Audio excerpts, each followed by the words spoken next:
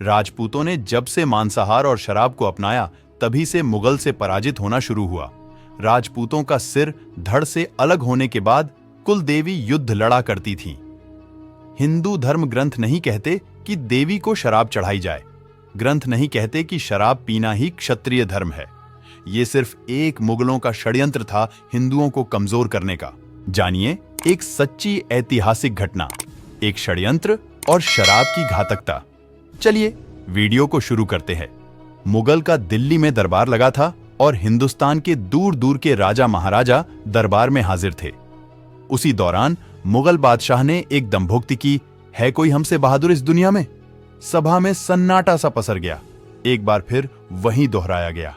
तीसरी बार फिर उसने खुशी से चिल्लाकर कहा, है कोई हमसे बहादुर जो हिंदुस्तान पर सल्तनत कायम कर सके? सभा की खामोशी तोड़ती एक बुलंद शेर सी दहाड़ गूंजी तो सबका ध्यान उस शख्स की ओर गया। वो जोधपुर के महाराजा राव रिडमल थे। रिडमल जी ने कहा, मुगलों में बहादुरी नहीं, कुटिलता है। दुनियाओं में सबसे बहादुर तो राजपूत है। मुगलों ने राजपूतों को आपस में लड़वाकर हिंदुस्तान पर राज किया।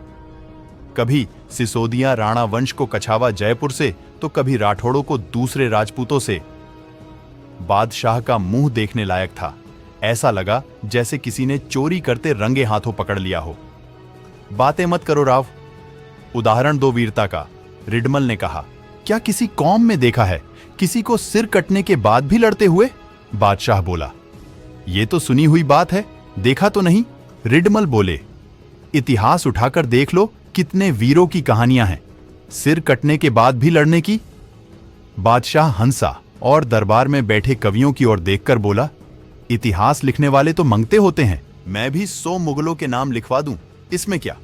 मुझे तो जिंदा ऐसा राजपूत बताओ जो कहे कि मेरा सिर काट दो, मैं फिर भी लड़ूंगा।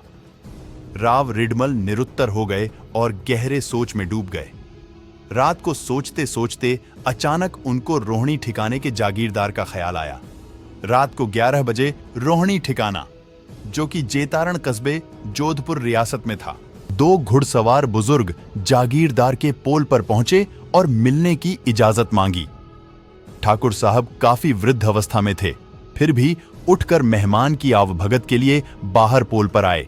घुड़सवारों ने प्रणाम किया और वृद्ध ठाकुर की आंखों में चमक सी उभरी और मुस्कुराते हुए बोले, जोधपुर महाराज, आपको मैंने गोद में खिलाया है और अस्त्र शस्त्र की शिक्षा दी है।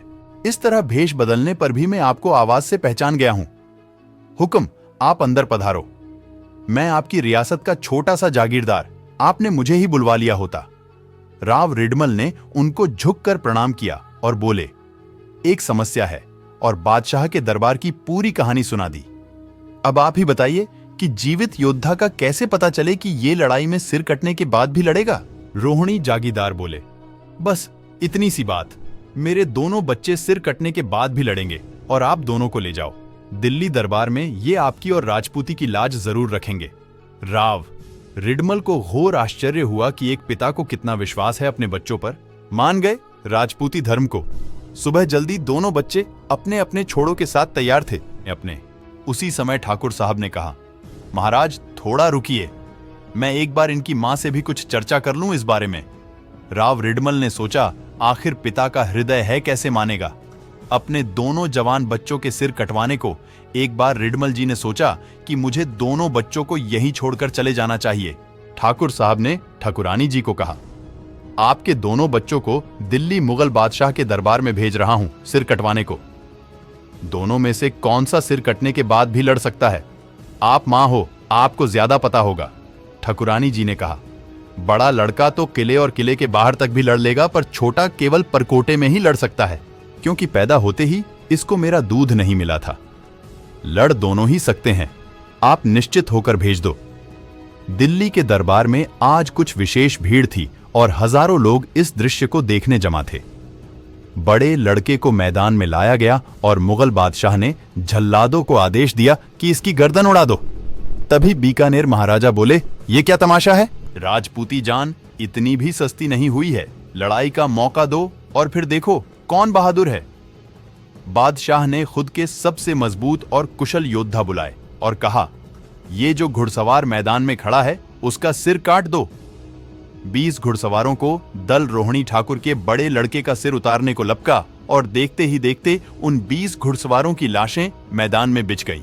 दूसरा दस्ता आगे बढ़ा और उसका भी वही हाल हुआ। मुगलों में घबराहट और झुरझरी फैल गई।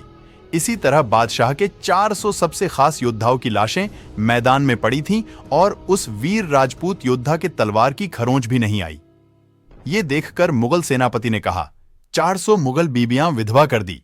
आपकी इस परीक्षा ने अब और मत कीजिए हुजूर। इस काफिर को गोली मरवाइए, हुजूर तलवार से ये नहीं मरेगा। कुटिलता और मक्कारी से भरे मुगलों ने उस वीर के सिर में गोलियां मार दी। सिर के परखचे उड़ चुके थे, पर धड़ ने तलवार की मजबूती कम नहीं करी और मुगलों का कत्लेआम खतरनाक रूप से चलते रहा। बादशाह ने छोटे भाई को अपने पास निहत्थे बैठा रखा था, ये सोचकर कि ये बड़ा यदि बहादुर निकला तो इस छोटे को कोई जागीर देकर अपनी सेना में भर्ती कर लूंगा। लेकिन जब छोटे ने यह अन्याय देखा तो उसने झपट कर बादशाह की तलवार निकाल ली। उसी समय बादशाह के अंगरक्षकों ने उनकी गर्दन काट दी। फिर भी धड़ लवार चलाता गया और अंगरक्षकों समेत मुगलों का काल बन गए।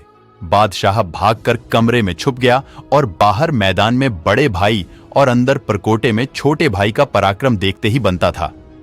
हजारों की संख्या में मुगल हताहत हो चुके थे और आगे का कुछ पता नहीं था। बादशाह ने चिल्लाकर कहा, अरे कोई रोको इनको। एक मौलवी आगे आया और बोला, इन पर शराब छिड़क दो।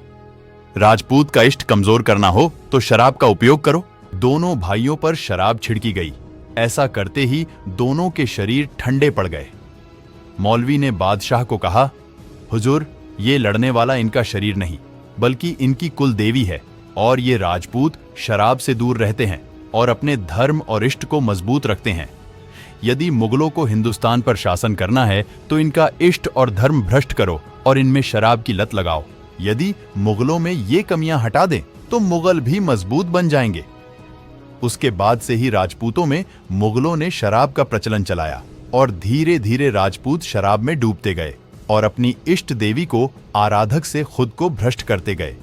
और मुगलों ने मुसलमानों को कसम खिलवाई कि शराब पीने के बाद नमाज नहीं पढ़ी जा सकती, इसलिए इससे दूर रहिए। मांसाहार जैसी राक्षसी प्रवृत्ति पर गर्व करने वाले राजपूतों को यदि झांत हो तो बताएं। भरत मंथन करें कि महाराणा प्रताप की बेटी की मृत्यु जंगल में भूख से हुई थी, क्यों? यदि वो मांसाहारी होते तो जंगल में उन्हें जानवरों की कमी थी क्या मार खाने के लिए? इसका तात्पर्य यह है कि राजपूत हमेशा शाकाहारी थे। केवल कुछ स्वार्थी राजपूतों ने, जिन्होंने मुगलों की अधीनता स्वीकार कर ली थी, वे मुगलों को खुश करने के लिए उनके साथ मांसाहार करने लगे और अपने आप को मुगलों का विश्वास पात्र साबित करने की होड़ में गिरते चले गए। हिंदू भाइयों, ये सच्ची घटना है और हमें हिंदू समाज को इस कुरीति से दूर करना होगा। तभी हम पुनः खोया वैभव पा सकेंगे और हिंदू धर्म की रक्षा कर सकेंगे। नमन ऐसी वीर परंपरा को। मिलते हैं अगले वीडियो में। जय हिंद, जय भारत।